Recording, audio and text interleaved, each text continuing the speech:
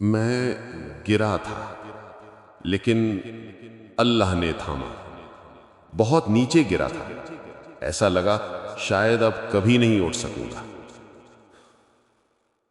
हर तरफ अंधेरा था, ना कोई हाथ था पकड़ने वाला, ना कोई आवाज थी कहने वाली कि फिक्र न कर, मैं तेरे साथ हूं।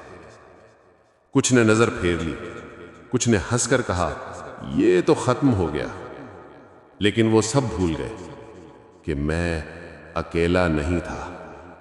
मेरे अंदर जो हौसला दौड़ता है ना, वो किसी इंसान की बख्शिश नहीं, वो मेरे रब की अता है। मैंने हाथ जमीन पर रखा, दिल में अल्लाह का नाम लिया।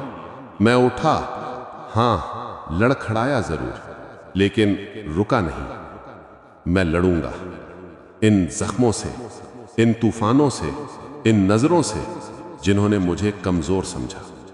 मैं दुनिया से कहूंगा हां मैं गिरा था, लेकिन मेरे साथ मेरा अल्लाह था, है और हमेशा रहेगा। जब सब साथ छोड़ जाते हैं ना, तो एक साथ हमेशा बाकी रहता है, और वही काफी होता है। ये मेरी शिकस्त नहीं थी, ये मेरी दुआ कबूल हुई थी। अब मैं सिर्फ उठा नहीं, मैं जाग गया हूं।